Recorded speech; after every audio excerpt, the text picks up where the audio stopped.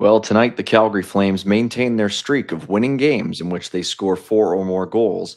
Unfortunately, only one of them Technically true. actually counted Yeah. as they defeat the St. Louis Blues by a 2-1 final score in a shootout. Connor Zary scored an actual goal for the Calgary Flames, whereas Marty Pospisil, Igor Sharangovich, and Joel Farabee all had ones taken off of their totals for the season. But Matt Vagridden and Farabee scored in the shootout, and the Flames grinded out a 2-1 win, and in the process only gained 1 point on one of the teams that is contending with them for It's a pretty top ethical lottery tank odds. game, even though they won. I would not describe this game as ethical in any sense, but in any event, lots to dive into from a annoying night at the Scotiabank Saddledome. Mike Gould and Kent Wilson here with you on the Afterburner, brought to you by Bet365. Hockey fans, check out Bet365's 3-goal early payout. When your team goes up 3, you get paid. It's that simple. Download the app today. Must be 19 plus. Please play responsibly. And folks, get in on the action of this show with the Super Chat. Proceeds from the Afterburner Super Chat go to the Youth Centers of Calgary, a place where kids are welcomed and accepted as they are, a place where they can get a break from the chronic stress that is the reality for many of their lives, and where they can flourish through connections and fun. A game that was much more eventful than it seemed, but also kind of not. I don't know, kind of a weird one. The 15th Yeah. last game for the Flames in the 25-26 season. Kent, your first takeaways from the night that was the Scotiabank Saddledome. It was a good game for Connor Zary, which has rarely been said this year. I thought he's maybe the best player on the ice, at least in the first period. I don't know if it's going to continue, but it's nice to see Zary put together the kind of game he had tonight. Yeah, I mean, we'll start off by just looking at the first goal of this game, which is a nice little give and go with Zary and Ryan Strome. I mean, you like seeing Connor Zary playing on a better line. This line was very good Yeah. tonight for the Calgary Flames with Zary, Sharangovich, and Strome. Zary was somehow only named the third star of this game. I might have to have a chat with my buddy Pat Steinberg. But still, I think a very compelling effort by number 47. He should have had an assist on the Igor Sharangovich non-goal later on in period number 1. He was all around it, and it was good to see him have that kind of performance because entering tonight, he hadn't had a point in 11 games. Yeah, and he'd spent a lot of time on the fourth line, obviously. And the good thing about that goal, aside from the finish, was he started the entire play in his own zone, breaking the puck out with a strong board play, getting past the defender, and then creating the zone entry. So it was a sort of a total effort. And he was in on one of the disallowed goals, too. It's sort of a nice Mhm. juggling act. It was offside, unfortunately. I'm sure maybe we can look at it, but Well, Kent, you're mixing up your disallowed goals. This was only am the I? second time ever in the review era that we have had 3 goals taken away Oh, from that was one the team high in one stick. game. That's right. But we'll start off with disallowed goal number 1, Yeah. the appetizer, if you will. We saw Marty Pospisil get what would have only been his second goal of the season, taken away on the slimmest of margins. Although I will say, for goals 1 and 2 that were disallowed, I did think in real time that they would be taken back. I Yeah. was not. I was sort of when they happened. This one was a little closer than the second one, but it's clearly offside. You could see it on the replays. Yeah. How I about that mean, pizza, though? I mean, and that's well, yeah, that's Pareko Pareko. doing that. I mean, that's crazy. Reasonable people can disagree over whether these types of reviews should be as frequent as they are in this league. Yeah. If this is the sort of thing that we really want to encourage, goals being taken away, but by the same token, by the letter of the law, that's no goal. Yep. Agreed. That was just a missed call, really. You Yeah. see some goals which you need a microscope to detect if the puck's there. And I've kind of had enough of those, but that one, that was you just had to look at it. And you're like, oh yeah, that's offside, unfortunately. Now, the second goal taken away was the one that I probably had the biggest gripe with, and I mean it's not because it's a missed game stoppage. I will be honest. Watching this live, I said to myself, "There's no way they're going to let this stand." And just because it's too cool. Connor Zary with the cool factor, they're getting it over to Igor. That's a great shot. Would have been his 15th goal of the season, but does not count. Gosh, how many points does Igor have to have taken away this year? But at the end of the Kind day, of I mean, uncanny at this point. it's a high stick. I get it. I Yeah. mean, it just feels like if we're going back and taking away things that aren't offside, that aren't penalties, that in the normal flow of a game can occur. To me, that's a little chintzy, but I don't know. I'm curious to hear your take on it. Yeah, I don't love that one either. It's pretty close if you look at it another angle. And if he delayed that by a quarter of a second, it would have been at his shoulders or whatever the, the rule is, right? So it really didn't impact the play, but it took away a great goal, which kind of Yeah. sucks. It was too cool to count. It's Yeah. it's a spiritual goal. I mean, I remember there have been so many that have been called back. I remember there was a headbutt goal once upon a time that went in, and they called that one back because you can't direct the puck in with your helmet. I don't know. Lighten up a little bit, NHL. Whatever.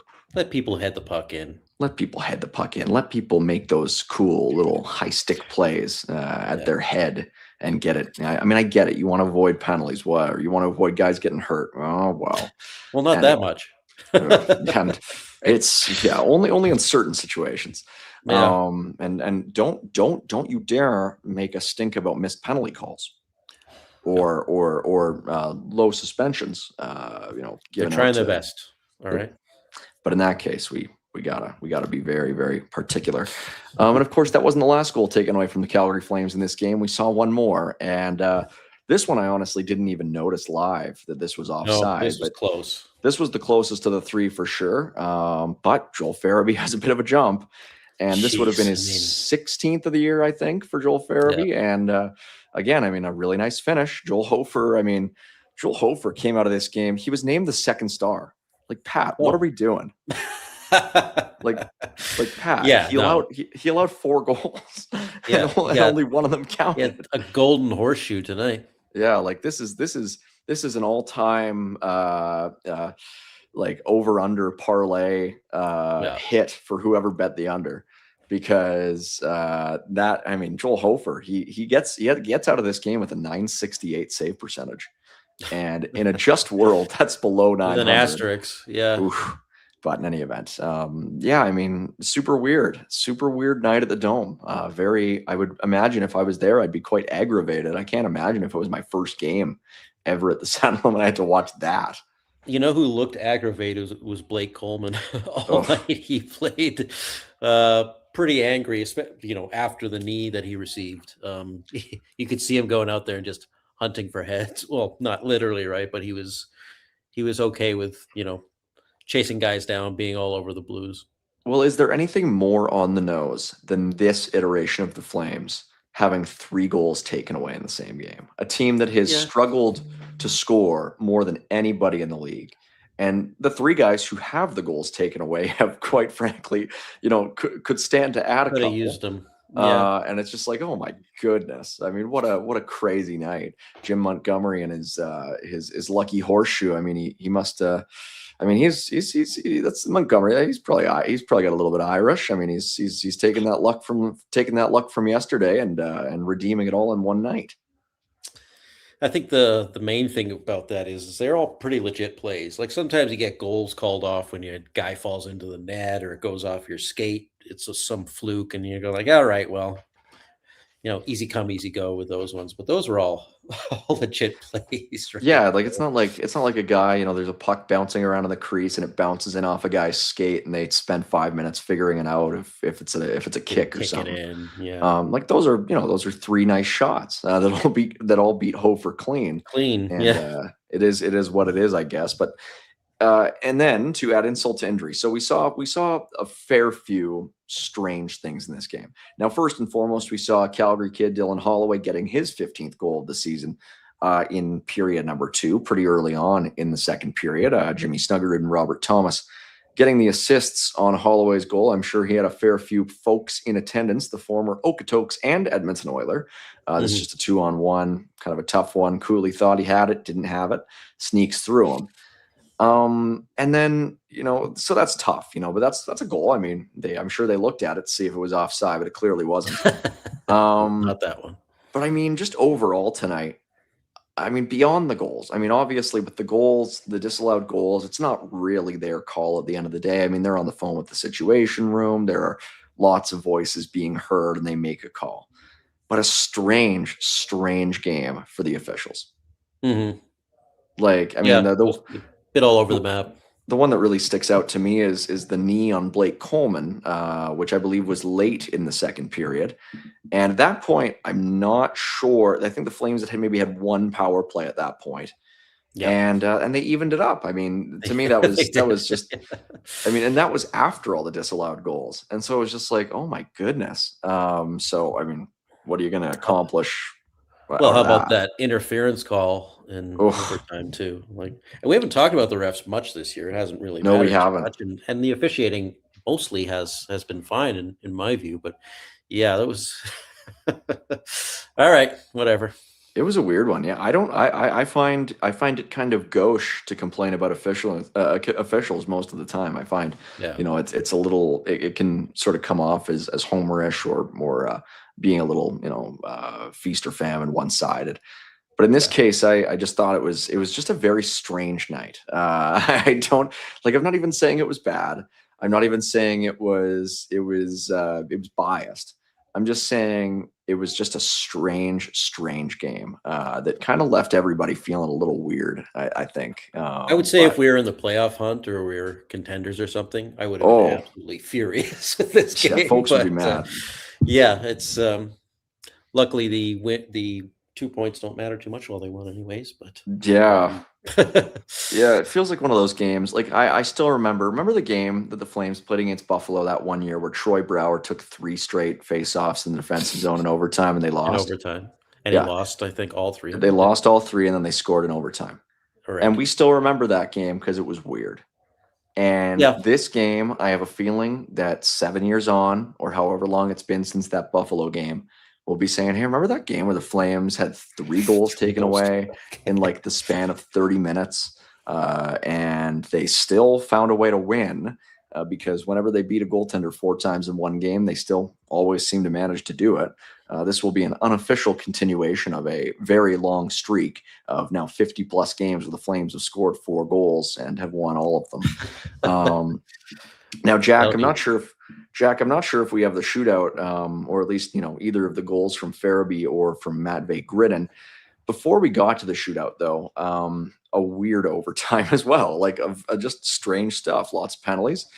yeah. Pardon me, and then a weirdly strong dose of Victor Olofsson. Victor Olofsson, like, oh, he's back out Yeah, again.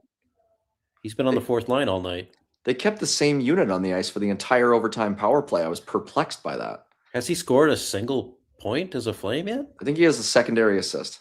Yeah, One. So I'm and like, I know he's supposed to have a good shot. I haven't really seen too much of it yeah, as a Flame, but other guys were playing much better hockey tonight. yeah, And I don't mind Olofsson. He seems like an NHLer. I won't yeah. miss him But when he's he inevitably leaves, he's but a pending free agent. why is he like Matvey Gridden Yeah. for Yeah, my like money I should would have say been out there. Gridden, I would say Connor Zary, I would even Connor say Zary playing Igor. better. Igor had a goal tonight that was taken away, and you need to get And he goals can out of shoot that too, guy. right? So Like that was very strange. I don't know why the yeah. weird love affair with Victor Olofsson I will in say OT.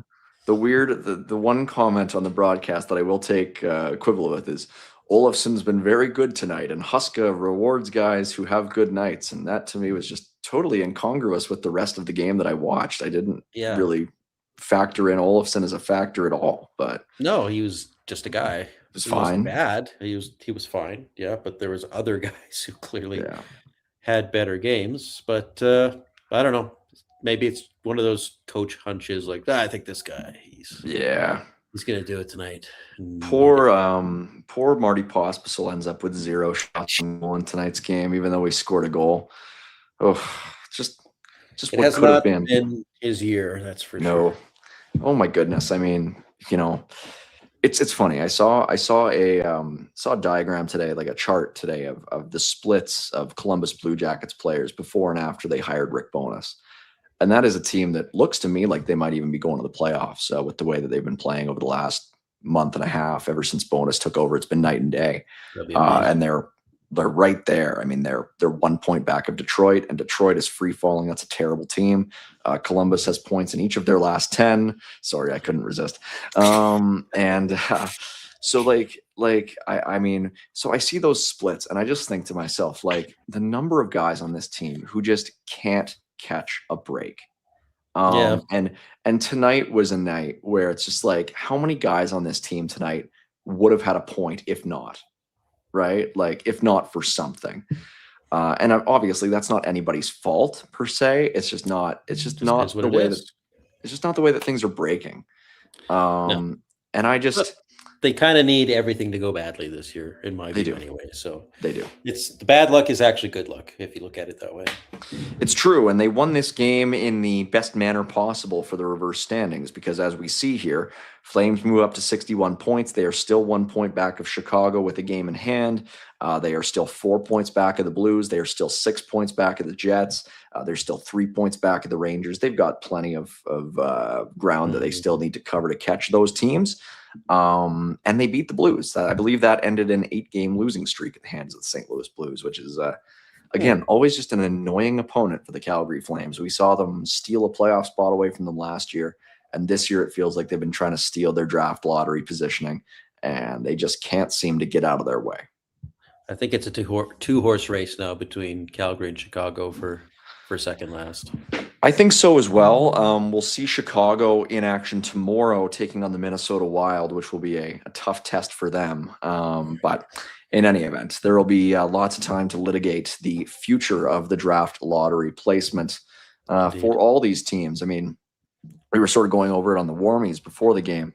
No matter what, the odds will always be against the Flames or any other team in picking first or second overall. Even the team with the lowest possible standing spot will have a better than average chance of moving down 2 spots. That's just the way that the NHL system works. I don't agree with it, but it Now, is. thanks to Well, Edmonton. Yeah. yeah. Thanks. Yeah, it just seems wrong to me that you can be the Vancouver Canucks and have a better than 1 in 2 chance of not picking first or second in this Yeah. year's draft. And I don't even care for the Canucks, but it just seems sort of unjust to me. So, yeah, we shall see exactly how that all shakes out with the Flames trying to land the best possible player they can get. Whether that is Gavin McKenna or Ivar Stenberg, or if they're forced to settle for a handful of other names. I'm sure we will go over some of them later on in the show. Mhm.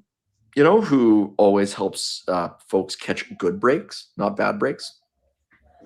I think I can guess, but you're going to tell us. I will tell us. Here's the thing. On a previous edition of the Afterburner, I mentioned that Derek Newman was number 2 on my phone number power rankings. Oh. His phone number is 403-619-6661. And Derek actually messaged me from that number after I said that. And he said, I'm number 2. Ha ha ha Yeah. ha ha. That was like the exact quote. And I said, yeah. And I said, you're only behind the emergency Holland Oates hotline Colin Oates, which I called with Ryan Pike on the show a couple of times a couple of weeks ago. How was it? And what's that? How was that call? Oh, it was great. How'd I that go? mean, Oh, yeah. if you call it, I think it's like 1-888-27-OATS, something like that. Okay. And you get access to like 4 different Hall and Oates songs on demand. The thing with Derek New, I know it's really great. Maybe we'll do it later on in the show. Thing with Derek is Derek doesn't know how to sing Hall and Oates songs, as far as I know. I mean, he might know how to do it. He just probably doesn't do it very well. Maybe he does. Hmm. Maybe that's one of his other talents. On top of helping you sell over $100 million in cumulative real estate sales. With 65 plus 5-star Google reviews, with 90% of his business done through referrals and repeat businesses. I mean, my guess is that somebody who has all those skills probably could sing Hall & Oates to a reasonable degree. But he is a long-suffering massive Flames fan. He's eternally optimistic. He's not fully on Team Tank, but he also understands the sentiment behind it. You hear that? Derek Newman is a man of nuance, and I'm sure that he will be able to get you homes that aren't on the market using his private eyes. Ooh, There we go. you tied it all together. Tied it all together. Thanks, Derek. That's DERRICK Newmangroup.com. Should we just end the show there? I think we'll just leave it right there. Yeah, not my best effort, but it's okay. By the way, that Flyers-Ducks game just went final, 3-2 final score for the Flyers in overtime. But Ducks still Got a do get a point. point out of it, which is good. We need the Ducks to get as many points as they can get so they can stave off those Vegas Golden Knights for first place in the Pacific Division. We do not want Vegas to win the division. That's right. Kent, we've talked a lot about the draft. Obviously, we will continue to talk about the draft. McKenna, Stenberg, both wingers. There is a huge group of defensemen, and some of them are better than others. I think I am still of two minds a little bit about Keaton Verhoff, who was a real standout last year with the Victoria Royals, has been okay with UND this year. To me, I'm just a little worried about his skating. I think also the fact that he's a right shot, but I'm a little worried about his skating. I mean, if he can find that next element, maybe. But I will say, I do have one comparable that I want to put out there for the folks at home for another defenseman. If the Flames are unable to get McKenna or Stenberg, and I know there's a lot of folks who want them to get Vigo Bjork or a number of other forwards as well. My hot take for this draft is that Carson Karls from the Prince George Cougars reminds me of Jake Sanderson. I think that is the exact kind of defenseman the Calgary Flames would love to get. Would be a perfect partner for Zayne Parekh, who is getting more comfortable, obviously, at the NHL level.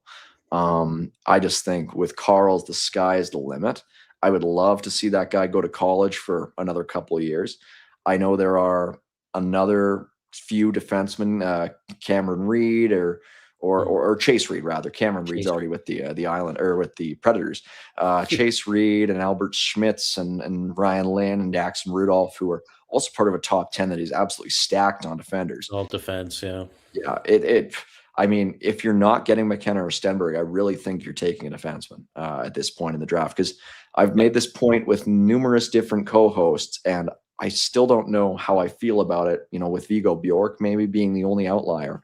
But I just would not take a center in this first round. It feels like any center that gets taken is going to be overpicked. Yeah, because they're going to be so rare, right? You're talking about Malhotra maybe going in the top 5, just too because, much. Yeah, and many drafts I've seen, a Malhotra would probably go 20th, 15, yeah, 15 to 25. Yeah, just given, and he's got bloodlines. Obviously, that does help. And he's had a very good sort of surge second half of the season. That usually helps. But you're right. The absence of like a true top line or more than one top line center in the top 30 here, they're probably going to be picked ahead of where they should be. The thing that I like about Karls is that he's on a Prince George team that is good. It's okay. It's not like great or anything, but it's good. And he is a real driver of that group, being a defenseman, a left shot defenseman who has good size. The other thing with Karls is his mobility. I mean, he's got good size. He's 6'2". He's a left shot, but I just think his skating is at another level. I think he has to me the perfect ability to play off a guy like Zayne Parekh or Hunter Brzustevich. That again, if McKenna or Stenberg are unavailable to this team, which again is the most likely outcome, I feel like it'll be right in their wheelhouse. So we shall see. I mean, yeah, you look at this Prince George Cougars roster, and there's the kid that Washington picked a couple of years ago, Tariq Paraschek, who is 19 going on 20 this May. And then Karls is second in points, and the rest of the guys on this team are not really legit prospects. Like it's sort of just those thin pickings on that team. It's just Karls sort of is those not two. too far behind. For second on the team. They're right there. Brock Such is a guy who I'm familiar with. He was with the Okotoks Oilers a couple of years ago, or last year actually. But really, like it's those two. Those are the legit NHL prospects. And so, and Ravensburg in goal, the Sharks prospect. But it to me is just an opportunity for them to really shore up a left side that is kind of paradoxical. Like the two sides on defense are kind of funny in the Flames org, because they have 3 right shot defensemen who are really, really strong in Parekh, Muse, and Brzustevich. And they have a billion lefties, and none of them are quite at that level. You really like having Kevin Ball and Yan Kuznetsov, but to me, they're kind of it's kind of having a hat on a hat, having both those guys in your lineup at the same time. I mean, especially having both those guys in your top 4. I just don't think I don't think you have the right dimensions there in your top 4 with both those guys in it. I think ideally you need a a really good two-way guy who can just play everywhere. And the thing with Carson Carls, he is playing a ton of minutes with Prince Yeah. George this season. Like I think I saw it was like over 28 minutes a night. So this is a guy who's just getting, absolutely dogged by his coaching staff. And to me, Basically the yeah, like, best guy on the team at that point if you're yeah. playing that much, right? So to me, just seeing all the scouting reports, seeing this kid in some games, just to me, the Jake Sanderson, warning bells in my mind are going off. Now, we do have a chat from Samson 2848, a super chat for $5, saying that Albert Smits is a better left-handed defenseman prospect than Mike's darling Carls, and I will die on this hill. And that's a very fair thing to say. I mean, Smits is definitely a little bit bigger. He's playing at a higher level.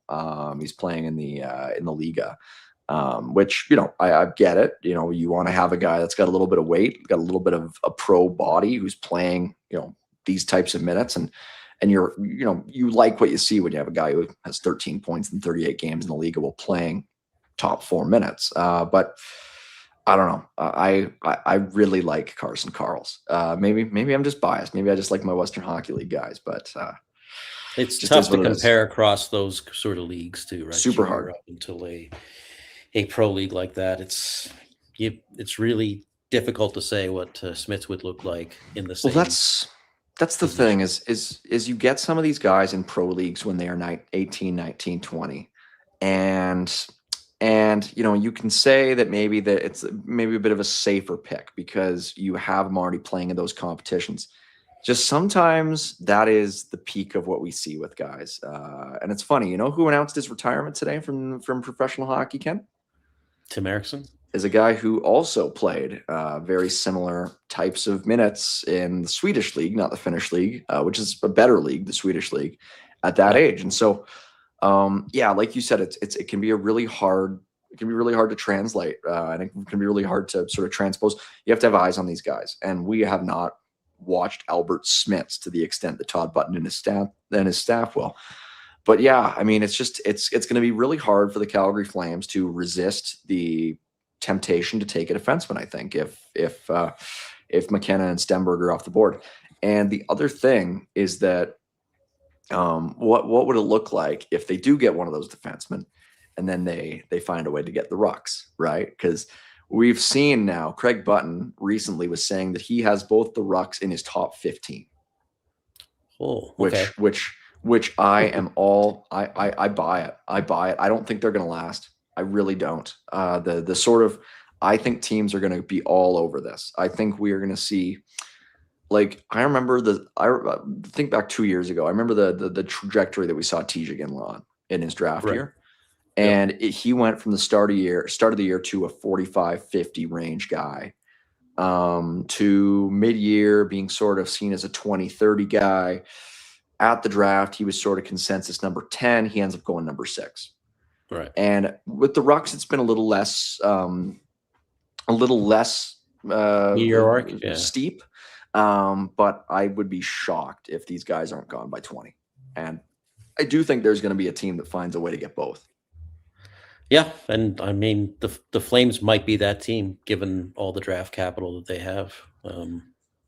There is probably no team that is better suited to do it with the space that they're going to have with the Wranglers. With this, I mean, the thing that folks don't talk about enough as well is that we are on the verge of a real transitionary period, I think, with the Wranglers, where we are about to see a number of guys aging out. We are about to see a real transition where right now, like the top guys in the A right now are Karen Stromgren. And I think those guys are not long for the organization. I think we're going to see both of them, one of them, if not both, out in the next 12 months. And you'll see Grushnikov and Poirier, they'll be gone. Exactly. Right. Yeah. So, he just left recently. So it's just like they'll start the exodus of the 22 to 24-year-olds, right? Yeah. And it's already not even that strong a nucleus in the A, not nearly as strong as we've seen in, years past where they had like legit 7-8 prospects down there at any given time. And I think in the next couple of years, we're going to be seeing a real youth movement again with the Wranglers, which is sort of what sort of spearheaded their big turnaround last time when they came up from Stockton. They were immediately one of the best teams in the AHL, and they became the Wranglers in no small part because they had a very young group with very highly touted players. And so what we're going to see here is the Flames, once they clear out some of these guys, and there are some veterans who are going to be in there as well. Like, I don't think guys like Clark Bishop and Martin Firk and whatever are going to be back. And so there's going to be room for maybe a line, a forward line of Basha and the Rucks. You could maybe have that be a line on the farm. You could have a line of Suniev and a center, maybe Colin Potter, and a veteran on the other wing, right? Like that's I think what folks are not necessarily prepared for, is that we are about to see not only new prospects coming in, but also a bit of a changing of the guard as far as the older guys go to make room. Yeah, and that's what a team like the Flames pretty much have to do, because they're going to have a lot of picks coming in, a lot of draft capital coming through the pipe here. So gone are the days of the Calgary Flames. Here's how this cycle always works: is we see guys on ELCs who play their 3 years on the farm, and then they leave. And in the past, the Flames have operated at a bit of a pick deficit. And so what they have done is they have signed those guys from other teams who have left. Case in point, Justin Kirkland, Glenn Godden, Austin Zarnik, guys like that who have been coming off those deals. And now they are going to be the team that loses these guys on these deals, which may cause some consternation if a guy like William Stromgren turns into a 15-goal guy somewhere else. We've already seen it with Emil Heineman, who has 18 goals for the Islanders this year. But I mean, these are real fringe cases, right? Yeah, that's so nobody saw that coming. Exactly. So like that, this is sort of the changing of the guard in a certain sense, where we're going to see maybe a little bit more frequent turnover and less of the team signing the Goddens and losing the Goddens, as it were. I like using the word Godden as a unit of measurement. One Godden is one AHL player. But anyway, so yeah, it's going to make for a really interesting next couple of seasons for the overall organization, and I'm excited to see it. I hope the Saddledome I hope the Saddledome crowd in general is as excited for it as I am. Or the new building, as it were. Or the new building, the Scotia Place, as it were. What did you think of Zayne Parekh?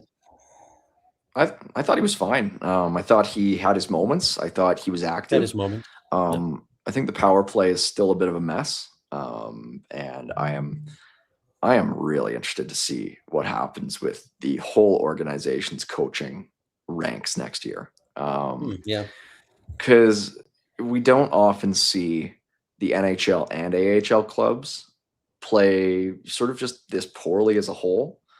And I get it, it's Brett Sutter's first full season with the Wranglers, and it's tough to be a first-year head coach at any level. So I give him a little bit of grace.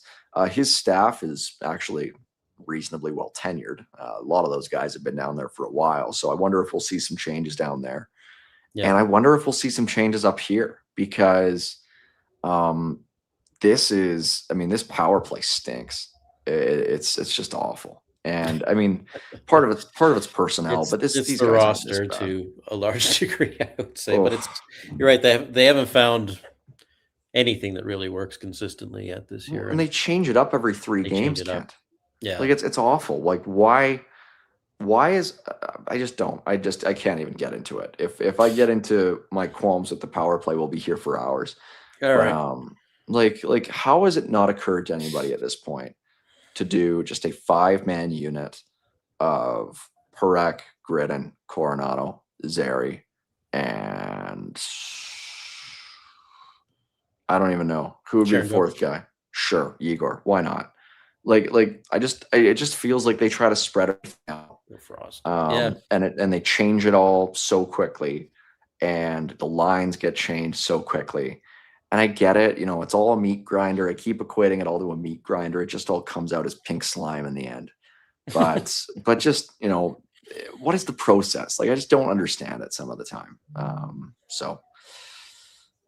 We are 68 games through this season, Kent. 68 games. I remember sitting in remember sitting in our studio in Marteloup back in October or November saying we have 5 more months of this. And now we have only one. There you go. This is progress, Kent. Looking on the bright and you side. know what's great? You know what's great is that there's actually only like 13 more days left in GMC's truck month. So, That's I mean, right. if you split it all out that way, we have truck month. That takes up the first half of the last month of the season. And then the post truck month, when you're enjoying your truck, that takes up the other half of the last month of the season. So why don't you, in order to make this last month of the season more palatable, head on over to your nearest GMC place, dealership store, whatever you call it. 2026 Sierra 1500 Pro Graphite Crew Cab has 0% financing available for 72 months. It's got a 2-inch factory lift with off-road suspension and a 5.3-liter V8 engine that delivers the kind of power you actually feel when you hit the gas. And during truck month, I mean, you can get into one for your very own. So head on down and see what that Sierra 1500 Pro Graphite Crew Cab can really do for you. Kent, I know, Kent, what is your position on vehicles? Because I know you got some stuff like with RVs and whatnot that's in the family, but like what's your position just overall on vehicles? Are you a fan? Am I a fan of cars? Yeah. Yeah. What's your stance on vehicles? I didn't know that you needed a stance. In favor? I do. I live outside the city, so I definitely need vehicles to do things, right? So yeah. Generally in favor of. I'm in favor as well. I'm in favor. I like those vehicles. Just the vroom vroom, the honk honk. This is great. Ryan Pike is in the chat. 8 home games to go. Woo! Is that a woo at there being 8 home games to go, like 8 more to go, or only 8? Only 8 games. I don't know. I mean, here's the thing: is that tonight? Here's the thing, Ken. Tonight was the 50th last home game, regular season home game at the Saddle. There you go. That's tough. That's hard to think of. Here's the thing. Kent, we know that you are extremely reluctant to come into Calgary unless you absolutely have to. You're very comfortable in the outskirts, as you should be. Will you be in viewing distance of the Saddledome the day that it gets demolished?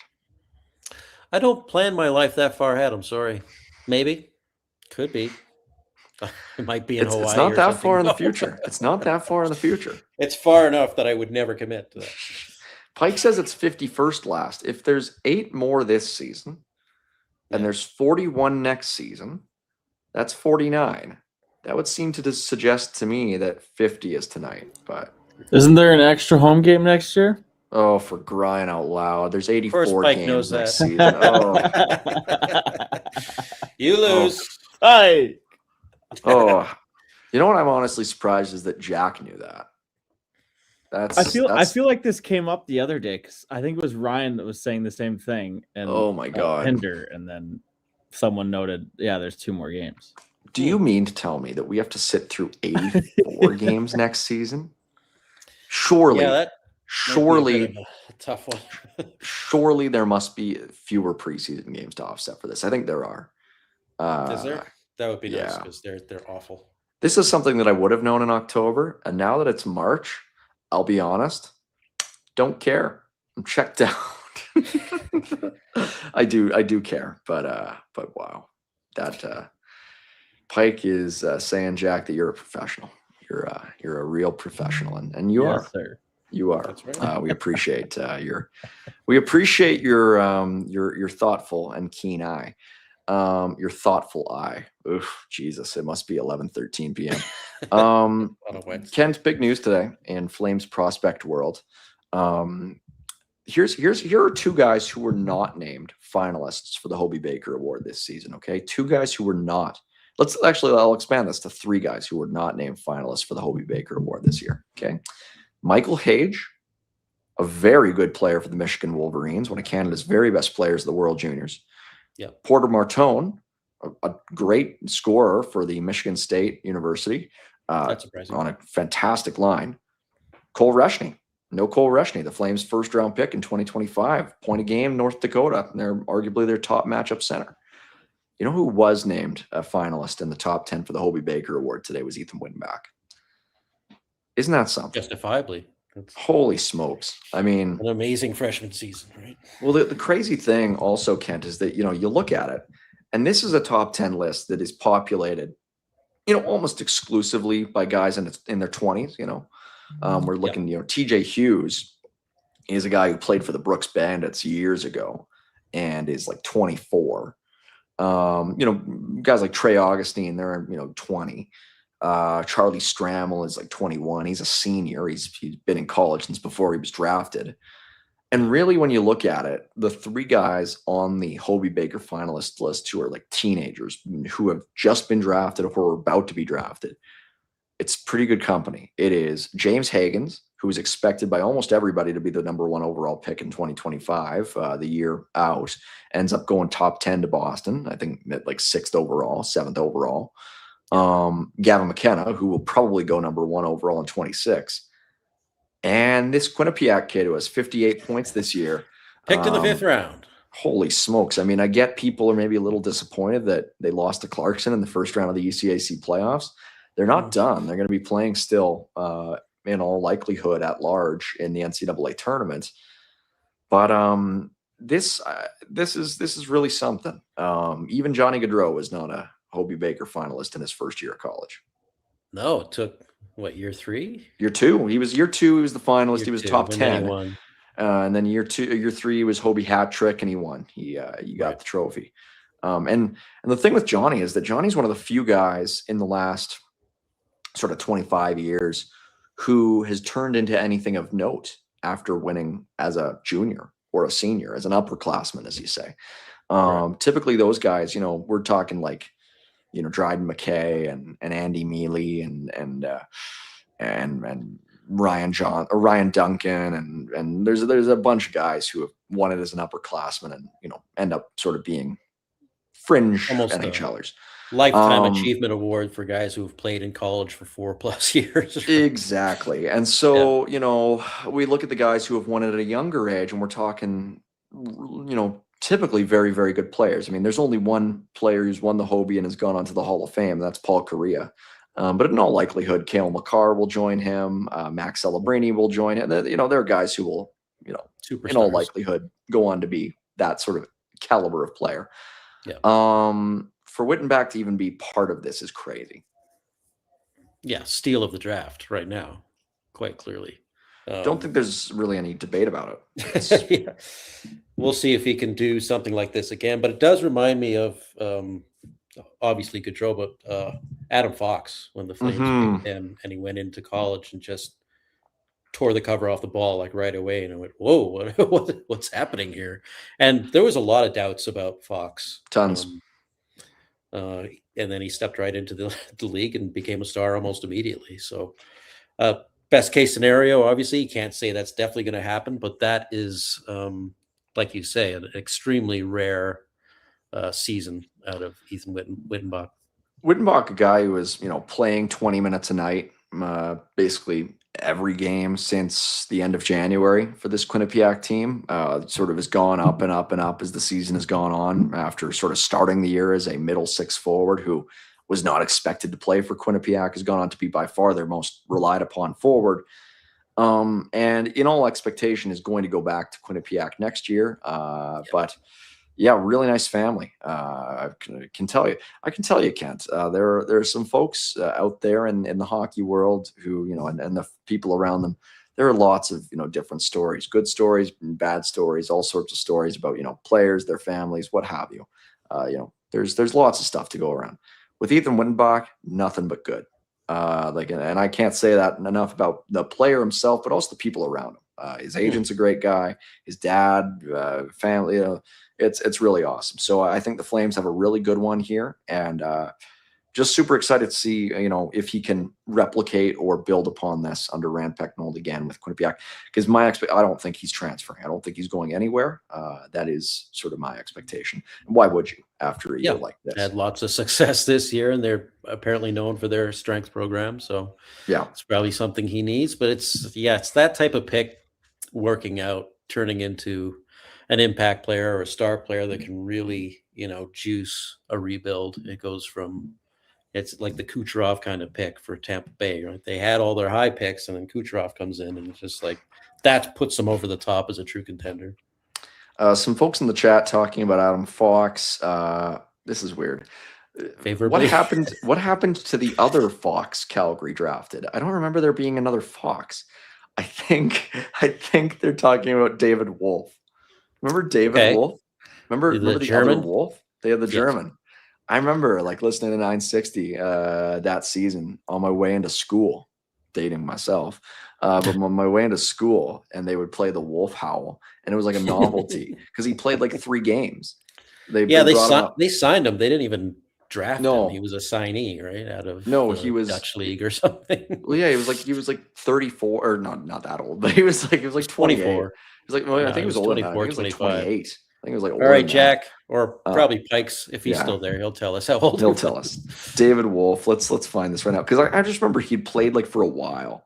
I look up David Wolf, and it's taking me to an author about pseudoscientific ideas such as raw foodism and alternative medicine. Oh my god! Let's go, David. Maybe it's Wolf. The same guy. David Wolf hockey.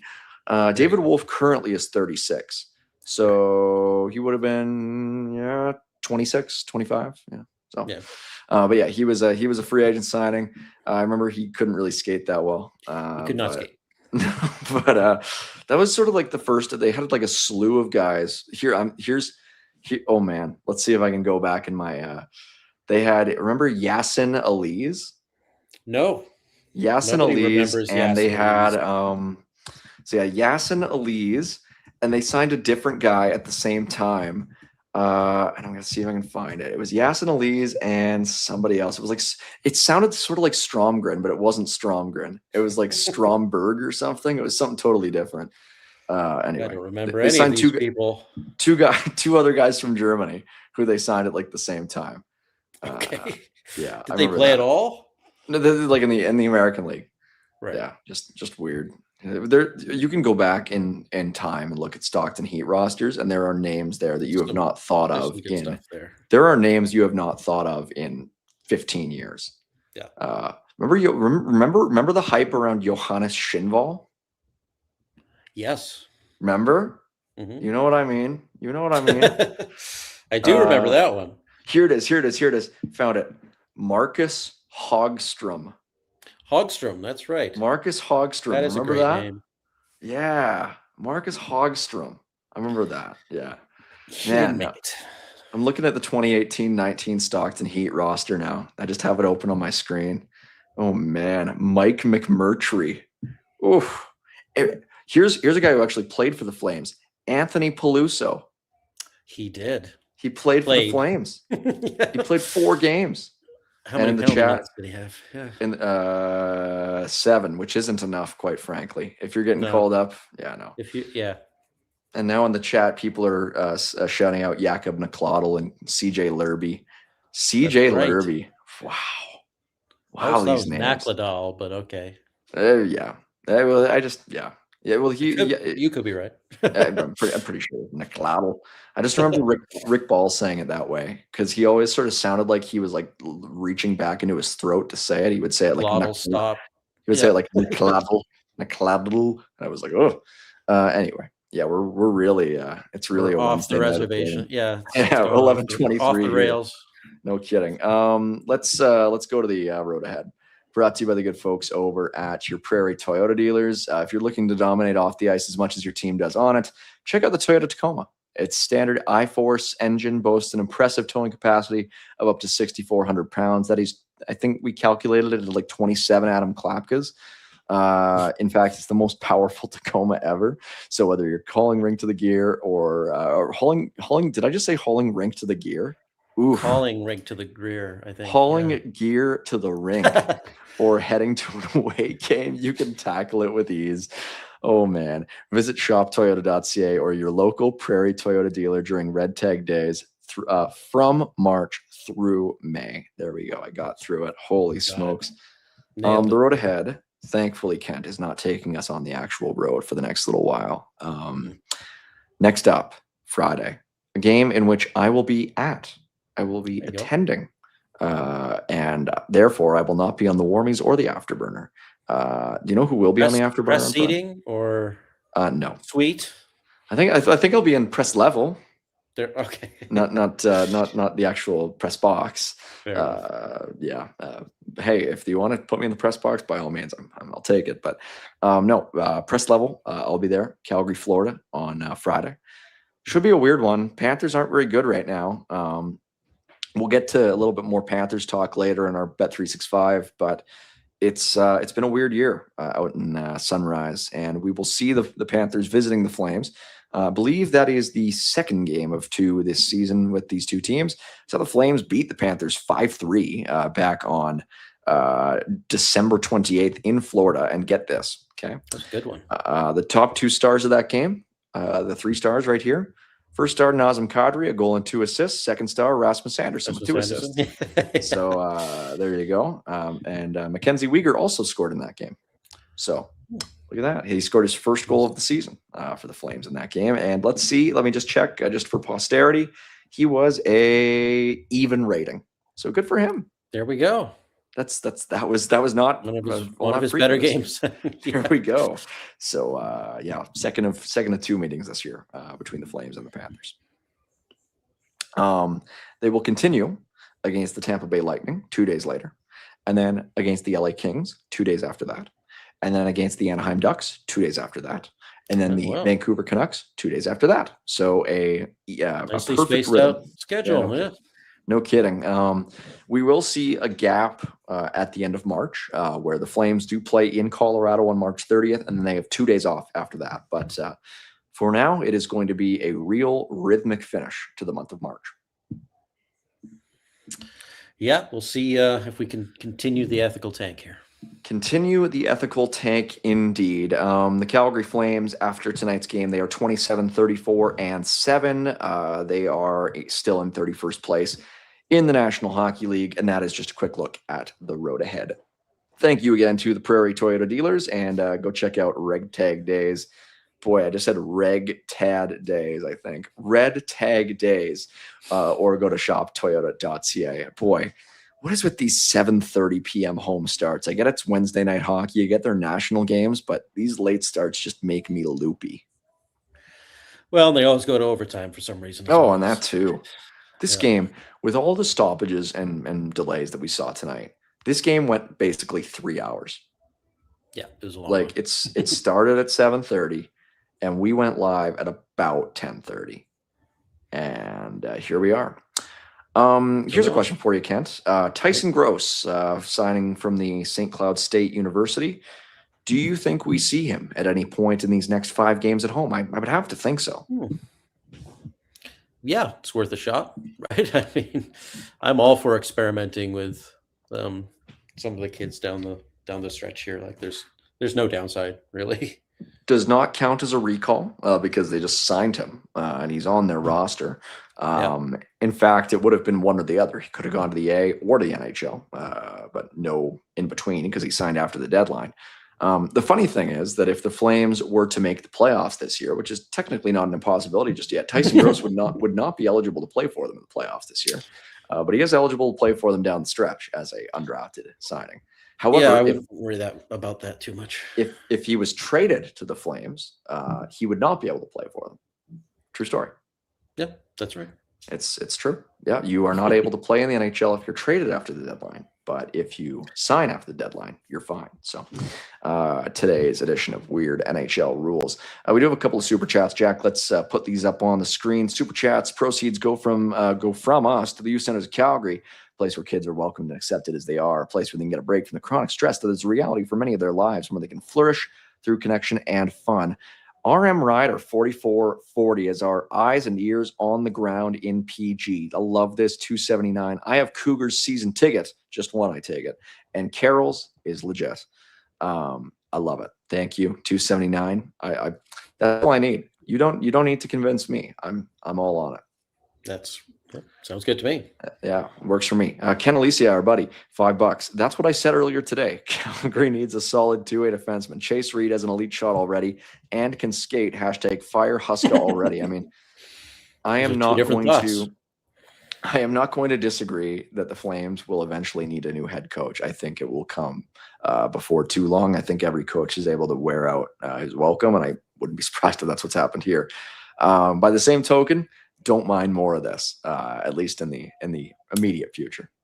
Yep, there's no you're not pressing to win the division next year, so it doesn't matter too much. And I still think they play fundamentally strong hockey. At least it's certainly most of the time it's not exciting. You're probably not going to score a lot, but this roster's not going to score a lot anyways. So, but I like Chase Reed as a potential pick as well. It's actually hard to go wrong with about 4 of those defenders.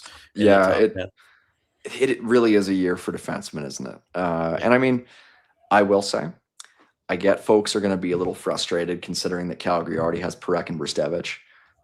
I don't think there is anything wrong with getting another defenseman. I have no real problem with it. I think you can't have too many to a certain degree, and I think also I think there is something to be said for having some complementary pieces. A piece like Parekh is great, but the Devils, I don't know if they win the Stanley Cup without Scott Stevens. If they have just Scott Niedermayer, I mean, and vice versa. I don't think they win the cups without Niedermayer. And I'm not saying that either of the guys the Flames have or either of those guys, but you want to have some guys who play different sorts of styles. And young defensemen are great trade chips too. If you have too many great defensemen, you can trade those guys for all sorts of really good returns, my goodness. Right? So David Jiricek, Zeev Boyum. Let's think of some others. I mean, Tim Erickson. I mean, remember Brandstrom? Yeah. I mean, well, here's the thing. The Flames had Tim Erickson 2 years after they drafted him, with him having never played in North America. So we're not even at the point where Zayne Parekh is at right now. We're past that point. They were still able to get 2 second-round picks and Roman Horak. Right. For a guy who was drafted way later and who didn't look nearly as good, and who had also said that he was not going to sign with the team. Yeah. So if you think that way, well, I think, getting more defensemen and seeing which ones, sink or swim. I mean, if you do it right, you can end up with a core of defensemen, sort of like what Buffalo has right now, where they have too many defensemen. They are currently, the Buffalo Sabres are currently deliberating over whether to play Michael Kesselring, Zach Metza, or Logan Stanley on their third pairing, and they can't figure out which one of those 3 they want to play. And it's like, okay, that's a pretty good problem to have. And so we shall see. I think we have one more super chat. This is from Samson2848. Tynan Lawrence is the most exciting center in the draft to me. He's being way undervalued due to a less than seamless midseason NCAA transition. He's played great despite the production he can fly. And you know what? I will say this. There's been a lot that's been said about Tynan Lawrence, only having 2 goals and 7 points in 18 games at BU this year. I am a little more, how do I put this? I'm a little more open to Tynan Lawrence than I might have been a few weeks ago, just with how much of a mess BU is this year.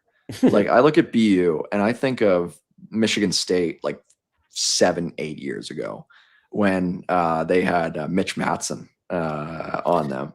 Remember the Mitch Matson pick? And in those years, Michigan State was horrible.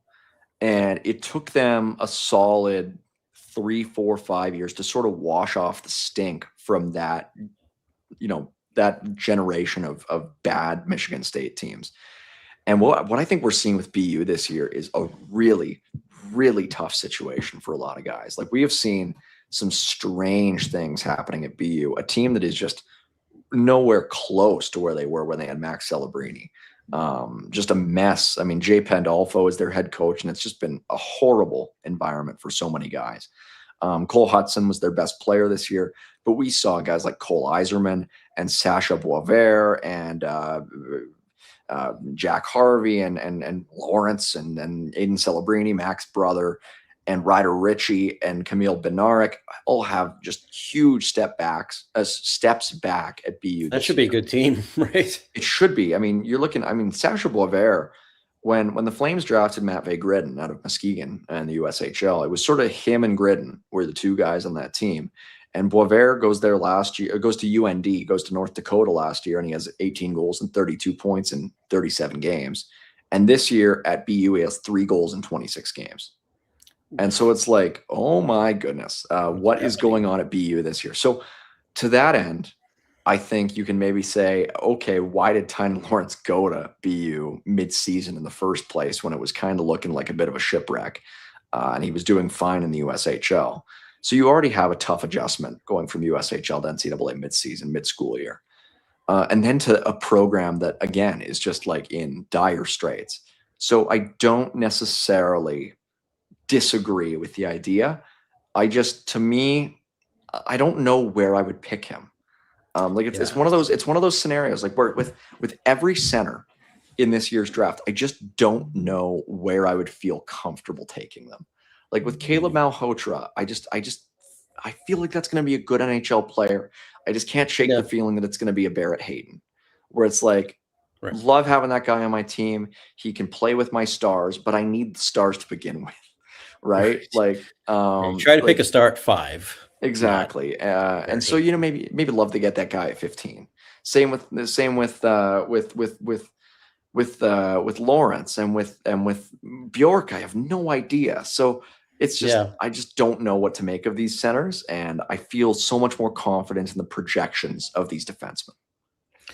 For me on Lawrence, it's really tough to pick a guy just because of tools in the top 10, right? Because he hasn't played a lot the last couple of seasons now. Yeah. And when he did play this year, he has not put up points at all. So it's just, that's too much of a risk for me in the top 10 to take a guy like that and hope that he figures it out.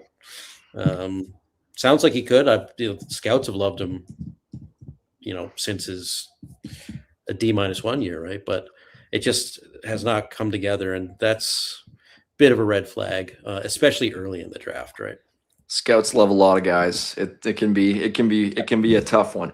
One thing I will say with Viggo Bjork is that this is a guy who, over the course of the SHL season, has gone from, sort of a secondary piece for Djurgården to being a guy who, yesterday, St. Patrick's Day, Viggo Bjork played 23-13 in an overtime win as sort of Djurgården's #1 center.